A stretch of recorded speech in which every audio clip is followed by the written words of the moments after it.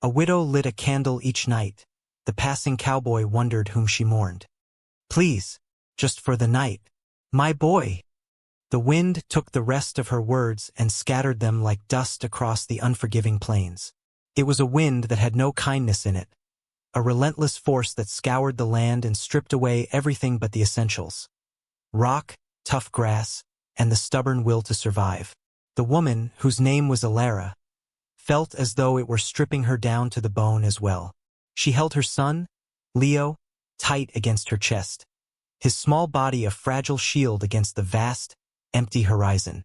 His shivering was a constant, desperate rhythm against her own weary heart. The sun was a merciless hammer in the sky, but soon it would dip below the earth and the cold would creep in, a predator just as dangerous. From a low rise 100 yards away, a man on horseback watched them. Silas had seen them hours ago, a slow-moving speck of misery on the edge of his property line. He had told himself to ignore it. He had come to this place for solitude, to build a wall of silence and hard work between himself and a past that haunted his waking hours and stalked his dreams. He had no room for the troubles of others. His own were a heavy enough burden. He watched her stumble, watched the boy's head loll with exhaustion. He saw the cracked leather of her shoes and the threadbare quality of her shawl. He saw the fierce, protective set of her jaw, a look he recognized with a painful lurch in his gut. It was the look of a person with nothing left to lose, which made them the most dangerous and the most vulnerable creature on God's earth. He stayed where he was, a statue of indifference carved from dust and regret. His horse, a steady bay named Gideon, shifted beneath him, sensing the tension in his stillness. The wind whipped a strand of Silas's dark hair across his face, and he didn't bother to brush it away. Let the world have its way. He had long ago stopped fighting it. But then the woman sank to her knees, her plea dissolving into a ragged sob she tried to stifle for the boy's sake. The sound was small, almost inaudible, but it crossed the distance and struck Silas with the force of a physical blow. It was the sound of a spirit breaking. And he, who knew everything about the geography of a broken spirit, could not turn away. Not this time. With a low sigh that was part curse and part prayer, he nudged Gideon forward. He moved slowly, deliberately, not wanting to spook her. He was a large man, and the solitude had made him rough around the edges. He knew he looked like the kind of trouble she was likely trying to escape. As he drew closer, she scrambled to her feet, pulling Leo behind her skirt. Her eyes were wide with a fear that was ancient and profound. She was a doe cornered by a wolf, ready to fight to the death for her fawn. He stopped the horse a respectful distance away. He didn't speak. Words were clumsy tools, and he had long since forgotten how to use them with any grace. Instead, he dismounted, the squeak of his saddle leather loud in the immense quiet. He kept his hands visible, away from the pistol holstered at his hip. He simply stood there, letting her take his measure. He saw the exhaustion warring with her suspicion, the desperation that was a palpable ache in the air between them. He looked at the boy, whose pale face was smudged with dirt, his eyes glassy with the beginnings of a fever. That decided it. Silas gave a short, sharp nod, not at her, but toward the horizon where the low roof of his cabin was a dark line against the bruised twilight sky. It was not an invitation so much as a statement of fact. You will come. He turned without waiting for an answer and began to lead Gideon toward the homestead. He did not look back to see if she was following. He knew she would. The boy was her anchor, and he was dragging her toward the only port in a storm that stretched to the edges of the world. For a long moment, she remained frozen, a statue of doubt. Then, with a shuddering breath, Alara tightened her grip on Leo's small hand and took the first step. The second was easier.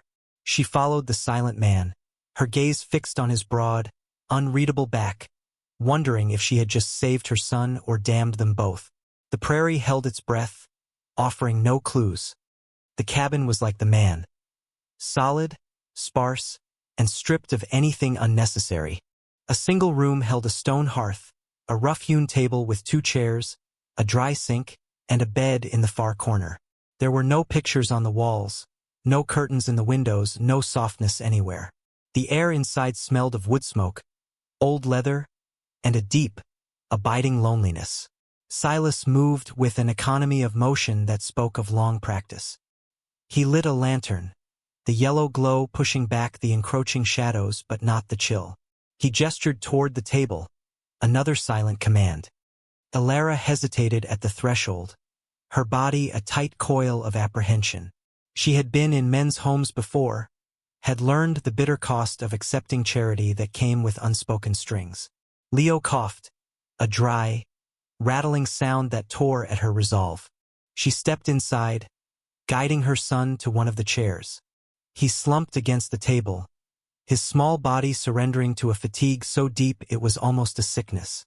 She stood behind him, her hands resting on his shoulders, a human fortress against the unknown. Silas paid them no mind or pretended not to. He moved to the hearth where a pot of stew was kept warm on the embers. He ladled a thick, savory-smelling portion into 2 tin bowls. He added a chunk of dark bread to each plate and set them on the table without a word. He then took his own plate and sat not at the table with them, but on the edge of the hearth, his back partially turned. It was a gesture of distance, but also, she realized, a gesture of respect. He was giving them space, allowing them to eat without the pressure of his gaze. The smell of the food was dizzying. Elara realized she hadn't eaten a proper meal in 2 days. She nudged a bowl in front of Leo, breaking off a small piece of bread and dipping it into the gravy. "Eat, my love," she whispered, her voice rough with disuse. The boy ate slowly at first, then with a growing hunger that pained her to see. She ate as well, forcing herself to chew slowly, to not betray the ravenous emptiness inside her. The stew was simple, venison and root vegetables, but it was hot and filling, a small miracle in a world that had offered her none. The silence in the cabin was thick, broken only by the scrape of spoons against tin and the crackle of the fire. When they were finished, Silas rose and took their empty bowls, rinsing them at the dry sink with water from a bucket. He did not look at her. He seemed to be a man who had perfected the art of not looking at things he did not wish to see. Elara watched his hands. They were large and calloused, scarred from work and weather, but they were steady as he handled the dishes. "You can have the bed," he said, his voice a low rumble, startling after the long silence. "The boy needs it." She stiffened immediately. "We can't. The barn would be fine. The barn has a draft. And rats," he stated as if discussing the weather. "He'll get sicker out there. You take the bed." He unrolled a thick bedroll and a horse blanket near the hearth for himself, a clear demarcation of territory. He was offering shelter, not intimacy. The distinction was crucial. Still, she hesitated. Trust was a currency she no longer possessed. Every act of kindness she had encountered in the past year had been a down payment on some future cruelty. She looked at Leo, now asleep with his head on the table, his breathing shallow. The man was right. Her pride was a luxury she could not afford when her son's health was at stake. "Thank you," she said, the words feeling foreign and brittle on her tongue. He gave a slight nod, his back still to her. She gently roused Leo and led him to the bed. It was a simple rope bed with a straw-stuffed mattress, but it was clean and smelled faintly of sun-dried linen. She tucked the boy under a heavy wool blanket, his small form immediately swallowed by its warmth. He was asleep before his head hit the pillow. For a long while, Elara simply stood by the bed, watching him breathe. She was a ship that had lost its rudder, adrift in a vast and indifferent sea, and this small, quiet cabin was a strange and unexpected shore. She turned to look at the man by the fire. He was staring into the flames, his profile etched by the flickering light. He looked older than she had first thought, his face a map of hardships she couldn't begin to read. From a small satchel she carried, she took out a single tallow candle and a small wooden holder. She set it on the little crate that served as a nightstand beside the bed. She struck a match and lit the wick. A small, steady flame bloomed in the darkness, casting a gentle glow on her son's sleeping face. It was a ritual she had performed every night for the past year, a silent communion with the man she had lost, a promise that he was not forgotten. Across the room, Silas watched the flame flicker to life. He saw the woman's shoulders soften just a fraction as she looked at it. He had seen women light candles in churches, but never in a stranger's cabin in the middle of nowhere. He wondered what ghost she was honoring, what memory she was keeping alive with that small, defiant light. He did not ask. He rolled over in his bedroll, turning his back to the woman, the boy, and the candle that burned like a tiny, lonely star in the oppressive dark. The first day bled into the second, and then a week had passed. A silent, unspoken agreement settled over the cabin. She was not a guest, and he was not a host. They were two solitary planets that had fallen into a strange, shared orbit, held together by the gravity of the small boy who slept between them. A routine began to form, built not on words but on the rhythm of work. Silas rose before dawn, the scrape of his boots on the wooden floor the only alarm clock. He would be gone for hours, tending to his small herd of cattle, mending the endless miles of fence that marked the boundaries of his isolation. Alara, in turn, claimed the cabin as her domain. She rose with him, moving about the small space with a quiet efficiency that left no room for idleness. She was repaying a debt, and she would not be found wanting. She swept the floors until the planks were smooth and clean. She scrubbed the soot from the stones of the hearth. She found his meager stores of flour, beans, and dried meat and transformed them into meals that were nourishing and, to Silas's surprise, flavorful. She discovered a small, neglected vegetable patch behind the cabin and began to coax life back into it, her hands gentle in the stubborn soil. Her most significant contribution was the mending. Silas's work shirts were frayed at the cuffs, his denims worn thin at the knees. He was a man who used things until they fell apart and then used them a little longer. One evening, he came in to find a shirt he'd discarded lying on his bed, the cuff neatly stitched, a patch of dark cloth reinforcing the worn elbow. He ran his thumb over the tiny, even stitches. It was a woman's work, precise and careful. He looked over at Alara, who was humming softly to Leo by the fire, her head bent over another of his shirts, her needle flashing in the lantern light. He felt a strange tightening in his chest, an unfamiliar sensation he couldn't name. He said nothing. He simply folded the shirt and put it away. The next day he wore it. Leo was the bridge between their two islands of silence. He recovered quickly, his child's resilience a marvel to them both. He was a quiet boy, made so by hardship, but the security of the cabin began to draw him out of his shell. At first, he stayed close to his mother, a small shadow at her heels. But his curiosity soon got the better of him. He began to watch Silas from the doorway of the cabin, his small face serious as the man split wood or repaired a harness. He was fascinated by the quiet competence of Silas's hands, the way he could make wood and leather bend to his will. One afternoon, Silas was carving a new handle for an axe, the blade held steady between his knees. He was aware of the boy standing just a few feet away, silent as a ghost. He kept his focus on his work, shaving long, thin curls of wood from the hickory branch. When he was finished, he tested the grip, then set the new handle aside. From the pile of discarded wood, he picked up a small, smooth block. Without looking at Leo, he began to whittle. His knife moved with a life of its own, peeling back the wood to reveal a shape within. In a matter of minutes, a rough but unmistakable horse took form in his palm. He sanded it smooth with a piece of leather, then held it out. Leo stared at the offering, his eyes wide. He looked from the wooden horse to Silas's face, then back again. He took a hesitant step forward, then another, until his small fingers could touch the toy. He snatched it up and scurried back to the safety of the porch, clutching it to his chest as if it were treasure. Silas watched him go, then went back to his work, a faint warmth spreading through him. He hadn't carved anything for a child in a very long time. He hadn't wanted to remember how. Alara saw it all from the window, She saw the quiet offering and the boy's silent acceptance. It was a conversation without words, a language of gesture and creation that she was beginning to understand was this man's native tongue. Later that evening, after Leo was asleep, she placed a tin cup of hot coffee on the hearth near where Silas sat cleaning his rifle. It was her way of saying thank you.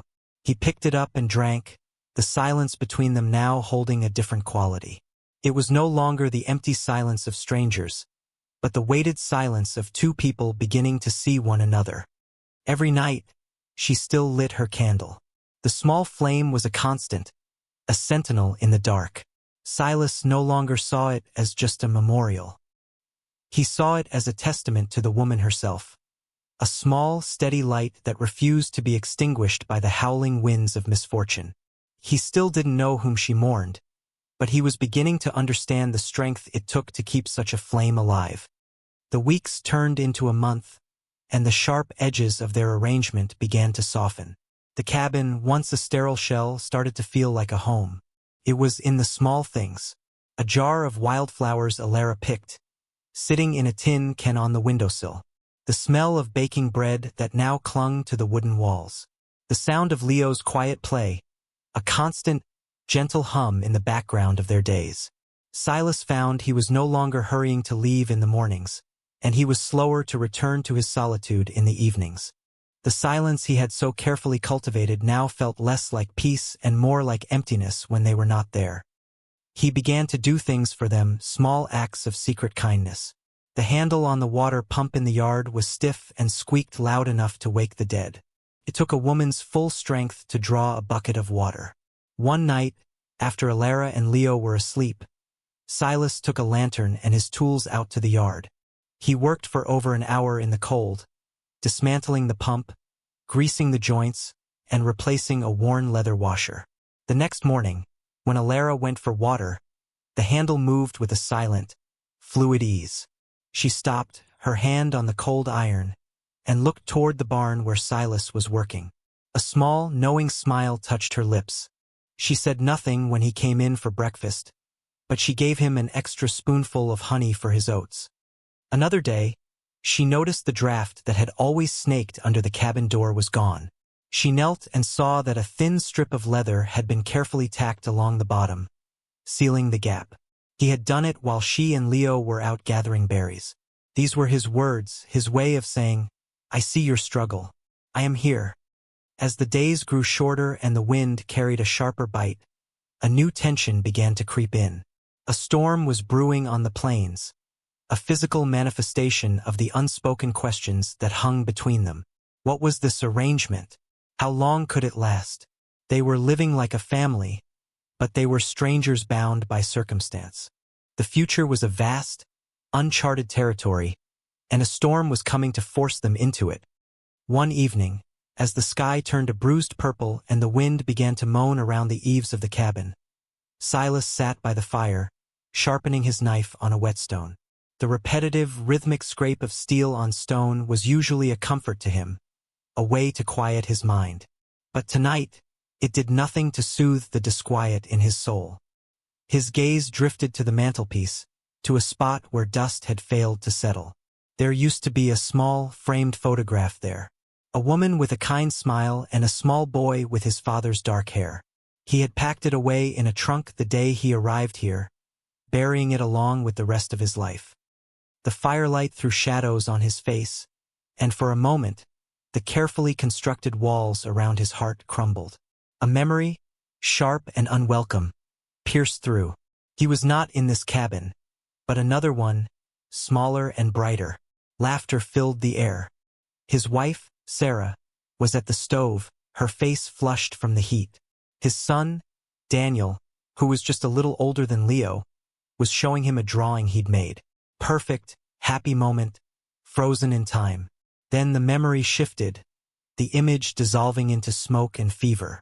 The smell of sickness, the helplessness, the tiny grave on a windswept hill. He closed his eyes, his hand clenching into a fist around the knife handle. The guilt was a physical thing, a cold stone in his gut. He had failed them. He had run from their ghosts, seeking a punishment of solitude, and now, inexplicably, A new woman and a new boy had appeared at his door, threatening to thaw the ice around his heart. He was terrified of failing again. Alara watched him from across the room. She saw the sudden tension in his jaw, the flicker of deep pain in his eyes. She had seen that look before in the mirror. It was the look of someone haunted. She knew then that his silence was not born of indifference, but of a sorrow as deep as her own. The storm outside was picking up, the first drops of rain beginning to spatter against the window panes. It was a fitting soundtrack for the storm that was gathering inside the small cabin. The storm hit with the fury of a cornered animal. It was not a simple prairie squall, but a malevolent force of nature. Wind shrieked like a banshee, tearing at the roof and rattling the very foundations of the cabin. Rain came down in solid, blinding sheets, turning the world outside into a churning gray chaos. Silas had secured the livestock in the barn and battened down everything he could, but there was no fighting a storm like this. There was only enduring it. Inside, the cabin felt like a tiny, fragile ship tossed on a raging sea. The fire in the hearth sputtered and hissed as drafts found their way through invisible cracks in the chimney. The temperature plummeted. It was a cold, wet, miserable night, and it brought with it a new crisis. Leo, who had been listless all day, began to cough. It started as a small, dry tickle, but by midnight, it had deepened into a harsh, barking sound that tore from his small chest. His forehead was slick with sweat, his skin burning to the touch. The fever had returned, and it was worse than before. Alara held him close, rocking him in the chair Silas had fixed, her own fear a cold knot in her stomach. She bathed his face with a cool cloth, whispered soothing words, but nothing helped. The boy's breaths came in ragged, shallow gasps. She was alone, trapped by the storm, with no medicine and no doctor for 100 miles. The same feeling of helpless terror she'd felt after her husband's death washed over her, and she began to tremble. Silas watched from the shadows, the stone in his gut growing heavier with every one of the child's pained breaths. He saw the panic in Alara's eyes, the same panic he remembered seeing in his own wife's face. The ghosts of his past rose up, whispering accusations in his ear. You will fail him too. You will watch him die. He couldn't let it happen. He would not let history repeat itself in his own home. He rose to his feet, his movement decisive. Keep him warm, he said, his voice rough but steady. He pulled on his heavy oilskin coat and his hat, his face set in grim lines. Where are you going? Alara cried, her voice laced with fear. You can't go out in this. There's willow down by the creek. The bark helps with fever, he said, pulling on his gloves. I'll be back. He didn't wait for her to argue. He opened the door and was immediately swallowed by the storm. The wind tore the door from his hand, slamming it back against the wall. For a moment, the tempest invaded the cabin, whipping the fire into a frenzy and sending papers scattering. Then he was gone. The door shut against the howling darkness. Alara rushed to bar it, her heart pounding. He was risking his life, for her son, for a boy who was not his own. The next hour was the longest of her life. She held Leo, listening to the storm and praying. She prayed for her son's fever to break, and she prayed for the stranger who had gone out into the maelstrom for them. She had built walls around her heart to protect herself from ever depending on anyone again. And in one night, this silent, brooding man had smashed them to pieces. Just when she had begun to lose hope, the door burst open and he stumbled inside, a gust of wind and rain following him. He was soaked to the skin, his face pale and grim, but in his hand, he clutched a bundle of pale, stripped willow branches. He collapsed to his knees for a moment, gasping for breath, the water pooling around him on the floor. Alara was at his side instantly, helping him out of the heavy, wet coat. You're frozen, she said, her voice thick with a mixture of relief and concern. I'm fine, he rasped, pushing her hands away gently. The tea. We need to make the tea.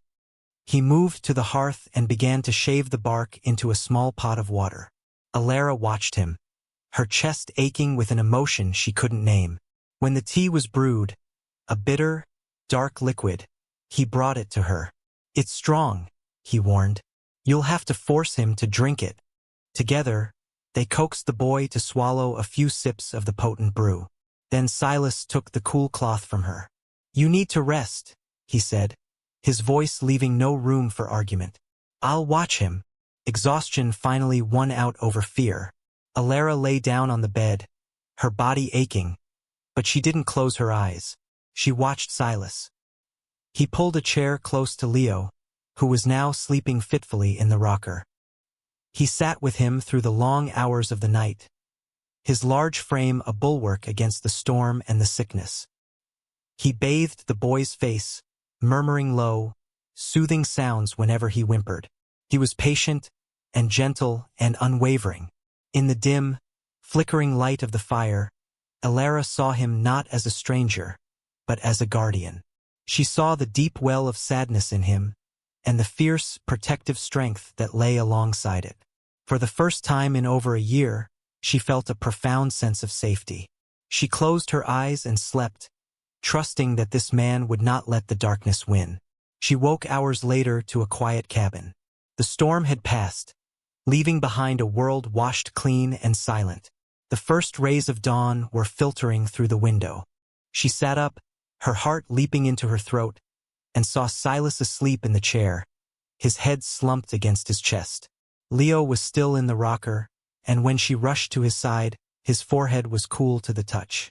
The fever had broken. He was breathing easily, deeply. He was safe. Tears of gratitude streamed down her face as she looked at the sleeping man who had saved him. The breaking of the storm and the fever changed everything. A fragile trust, born of shared crisis and quiet care, had taken root in the cabin. The silence that fell between them now was different. It was no longer a barrier but a space they could comfortably inhabit together.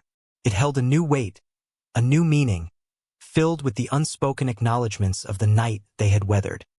A few days later, as Leo played on the floor with his wooden horse, finally strong enough to be out of bed, Alara spoke. "Thank you," she said, her voice soft but clear in the quiet room. It was more than just gratitude for the willow bark, for his vigil. It was for everything, for the shelter, the food, the silent acts of kindness, for not turning them away. Silas was mending a piece of tack by the fire. He didn't look up, but the rhythmic motion of his hands paused for a beat. He gave a slight, almost imperceptible nod. "He's a strong boy," he said, his voice a low rumble. It was the highest praise he could offer, a recognition of the resilience in both the child and his mother. That small exchange opened a door. Their stories began to emerge, not in long confessions, but in small, scattered fragments offered up like precious stones. One afternoon, while she was kneading bread, Alara spoke of the farm they had lost. "It was good land," she said, her gaze distant. "My husband, Thomas, he built the house himself. He was a carpenter. Good with his hands." She fell silent, her own hands stilling in the dough. It was the first time she had named him aloud to Silas. Silas listened, his expression unreadable. Later that week, as he was watching Leo try to mimic his fence mending, he remarked, "I had a place back in Ohio. A long time ago he offered no more, but the admission itself was a revelation. It was a crack in the wall of his solitude, a hint of a life before this self-imposed exile. He was a man with a history, with ghosts of his own." The most telling act came a week after the storm. The old wooden rocker had been a fixture of their evenings, with Alara gently rocking Leo to sleep in it. But it had a persistent squeak and one of the runners was cracked. One morning, Silas carried it out to the barn. He spent the entire day working on it. Alara could hear the sounds of sawing and sanding. He returned it to its place by the hearth just before supper. The wood was sanded smooth as glass, the joints tightened and oiled, the cracked runner replaced with a new piece of oak so skillfully fitted it was hard to tell it wasn't original. He had polished it with beeswax until it shone with a soft, warm luster. He set it down and stepped back, saying nothing. He hadn't just repaired a piece of furniture. He had restored a piece of their nascent home. He had taken something broken and made it whole again. The symbolism was not lost on Alara. That evening, as she sat in the now silent rocker, the smooth wood warm beneath her hands, she looked at Silas. Their eyes met across the room, and in that shared glance, a profound understanding passed between them. They were two broken people, quietly, carefully, mending each other. He was no longer just the man who had taken her in. He was becoming the man who was making her want to stay. The candle she lit that night on the sill seemed to burn a little brighter, its flame no longer just a flicker of memory, but a beacon of timid hope. The dwindling supplies finally forced the issue. They needed flour, salt, coffee. The trip to town could no longer be postponed. The nearest settlement was a place called Redemption, a name that felt like a bitter joke to Silas. It was a dusty, wind-blown collection of buildings that offered little in the way of salvation. He had avoided it whenever possible, preferring his own company to the prying eyes and loose tongues of the townsfolk. But now he could not go alone.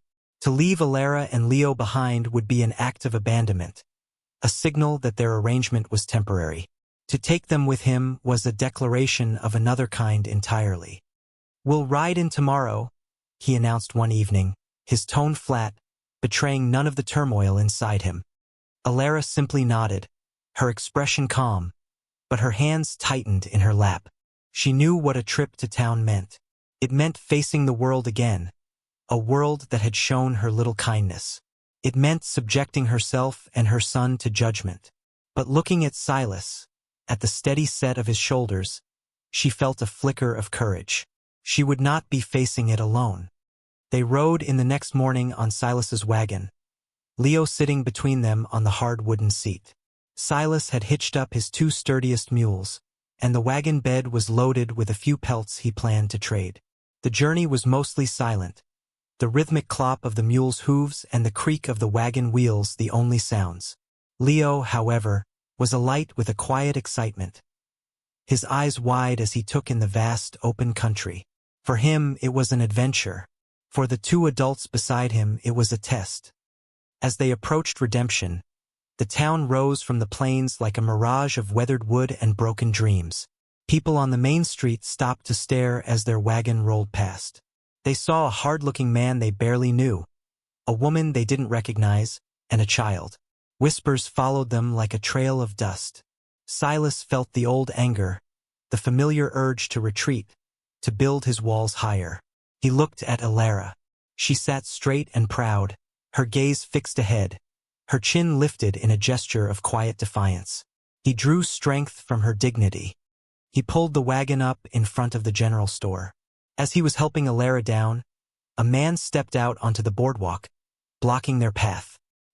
He was heavy-set and well-dressed, with a sneer that seemed permanently etched on his florid face. Alara froze, all the color draining from her cheeks. Silas saw the recognition and terror in her eyes. "Well, well, look what the wind blew in," the man said, his voice dripping with condescending familiarity. "Alara, I wondered where you'd run off to." This was Mr. Harmon, the man who had called in the note on her farm after her husband's death, the man who had bought it for pennies on the dollar at the bank auction.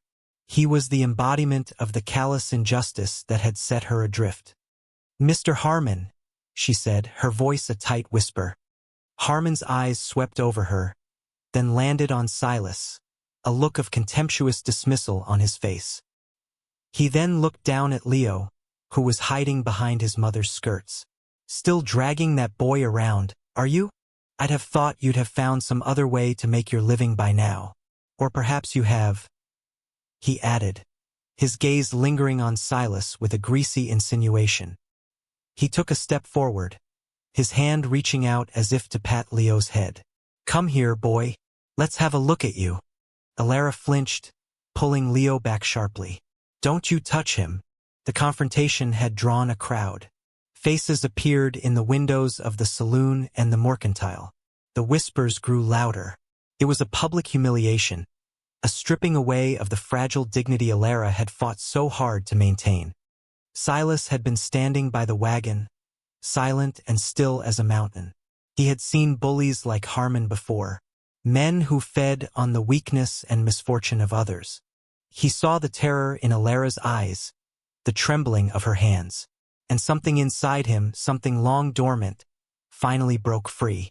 The guilt, the grief, the years of self-imposed silence. It all coalesced into a single, clarifying moment of purpose. He moved. It was not a fast or aggressive movement, but it was absolute. He stepped off the boardwalk and placed himself directly between Harmon and Alara, his body a solid wall of protection. He was taller than Harmon, broader, and years of hard labor had given him a presence that was formidable. He didn't say a word. He just looked at him. His eyes, usually so guarded, were now blazing with a cold, controlled fire. Harmon, flustered by the silent challenge, puffed out his chest. "This is no concern of yours, Drifter. This is between me and the woman." Silas's voice, when it came, was dangerously low, a gravelly sound that seemed to come from the very earth beneath his feet. It cut through the murmurs of the crowd, silencing everything. "She's with me." It was a simple statement, but it carried the weight of a vow. It was a claim, a warning, and a promise, all in 3 words. He held Harmon's gaze, unblinking, until the bigger man's bluster began to crumble.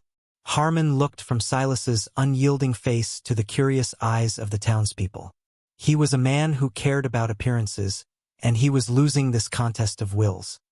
With a final, impotent glare, Harmon muttered something under his breath and pushed his way back into the store. The show was over. The crowd began to disperse, though the whispers continued. Silas did not move until Harmon was gone. He then turned to Alara. Her face was pale, but her eyes were shining with unshed tears of profound gratitude.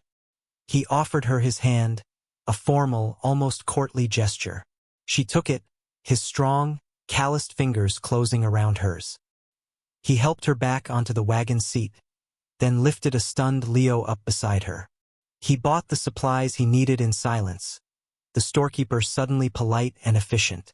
No one met his eyes.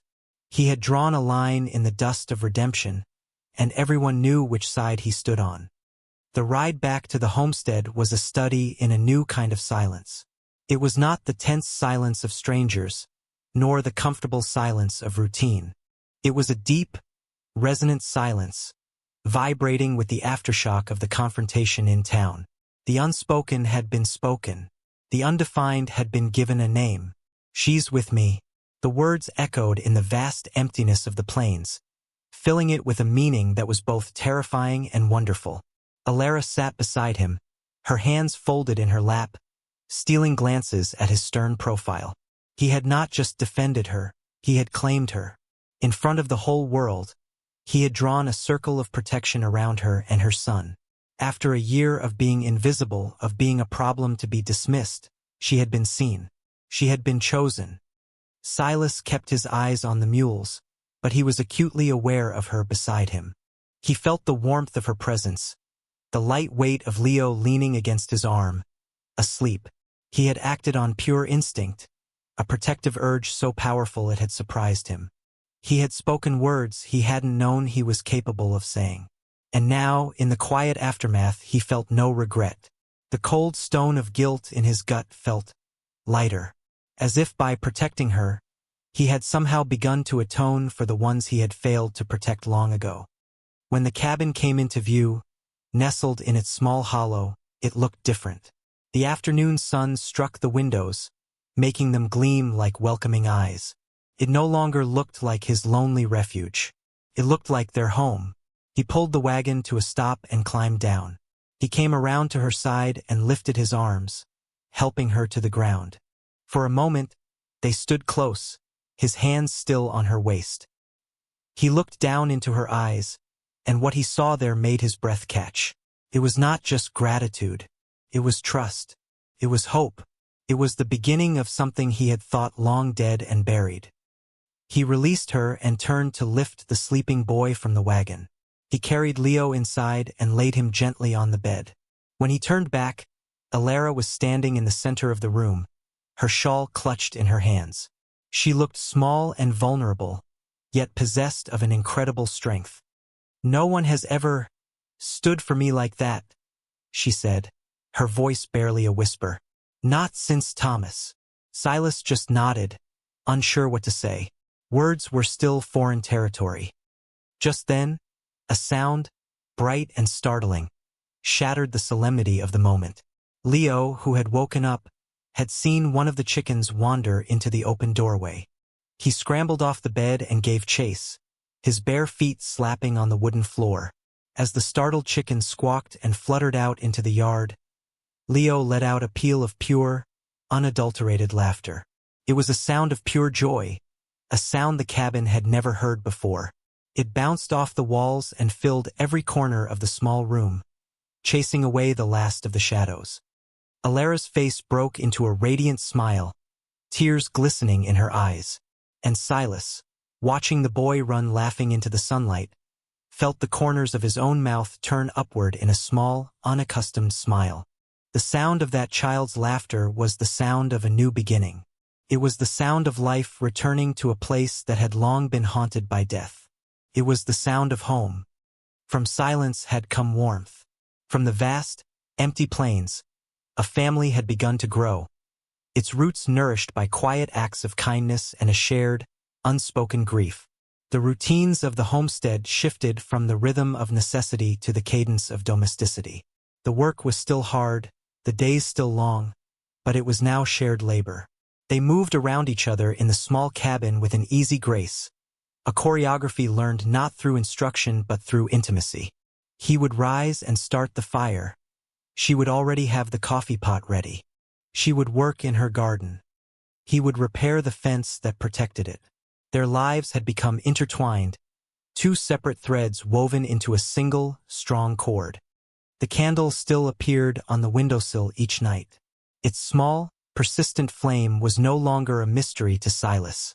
He understood now that it was not just an act of mourning for a husband lost, but an act of fidelity to the love they had shared. It was a testament to Alara's own heart, a heart capable of great loyalty and deep feeling. He no longer saw it as a barrier between them, a ghost in their home. He saw it as part of her, the part that knew how to love fiercely and remember faithfully. Some nights, as he sat by the fire, he would watch the candle's reflection flicker in the dark window pane, and he would feel a sense of peace. He was not replacing a memory. He was helping to build a future alongside it. The wooden rocker became the heart of the home. In the evenings, after the supper dishes were cleared and Leo was asleep, Alara would sit in it, her mending basket in her lap. The gentle, rhythmic creak of the runners was a soothing sound, a lullaby for the house itself. Silas would sit on the hearth, cleaning a rifle or mending a piece of leather, the silence between them comfortable and deep. They didn't need to speak of the past or the future. They were living in a present they had built together, a sanctuary carved out of the wilderness. From the stillness of two solitary lives had come a home, a place of unexpected grace. One night, she looked up from her sewing and found him watching her, his expression soft in the firelight. "You never asked," she said quietly. "About the candle." He shook his head slowly. "Didn't need to. Some things don't need words." She gave him a small, sad smile. "His name was Thomas. He was a good man. The fever took him last winter." Silas nodded, his gaze dropping to the fire. "I'm sorry." After a long pause, he spoke again, his voice low and rough. "Her name was Sarah. My boy was Daniel. Cholera. 6 years ago." It was a stark, brutal confession, offered into the quiet room like a heavy stone. Alara's needle stopped. She looked at him, at the immense pain he had carried alone for so long. She finally understood the depths of his solitude, the reason for his silence. He was a man who had lost everything. Her heart ached for him. She didn't offer platitudes or empty comforts. She simply met his gaze and held it, her eyes filled with a compassion that needed no words. In that moment of shared loss, the last wall between them dissolved. They were no longer just a man and a woman who had found shelter together. They were two survivors who understood the geography of each other's scars. The seasons turned. Summer's fierce heat gave way to the crisp, golden days of autumn. The harvest from Alara's small garden was brought in, and the shelves Silas built were lined with jars of preserved vegetables. The preparations for winter were a shared task, a weaving together of their efforts against the coming cold. The cabin felt secure, stocked, and ready. It felt permanent. One evening, the first snow of the season began to fall. Fat, silent flakes drifted down, blanketing the hard, unforgiving land in a layer of soft, clean white. It was a beautiful, peaceful sight. Silas came in from a final check on the livestock, stamping the snow from his boots. The warmth of the cabin enveloped him, the smell of baking bread and wood smoke a welcome embrace. His heavy sheepskin coat, which had been a symbol of his solitary wanderings, now hung on a peg by the door, a permanent fixture. It belonged there just as he did. Alara was at the table, her hands covered in flour as she kneaded dough for the next day's bread. Leo was asleep on a pallet by the fire, the wooden horse clutched in his hand. It was a scene of perfect domesticity, a life Silas never thought he would have again. He walked past the table to warm his hands by the fire, the weariness of the day settling into his bones. As he passed her, he let his hand trail along the edge of the table, his fingers brushing against hers. It was a casual, unconscious gesture, but it stopped them both. He didn't pull away. She didn't flinch. The world seemed to slow down. The only sounds the crackle of the fire and the soft whisper of the falling snow outside. Her work stilled. Slowly, she turned her flour-dusted hand over and rested her fingers on top of his. It was not a passionate touch, but it was profound. It was a touch of acceptance, of partnership, of belonging. It was a silent acknowledgement of everything they had survived, everything they had built, and everything that lay ahead. He looked down at their hands, his scarred and weathered, hers small but strong, and felt a sense of rightness settle deep in his soul. The ghosts of the past were finally quiet. She stayed.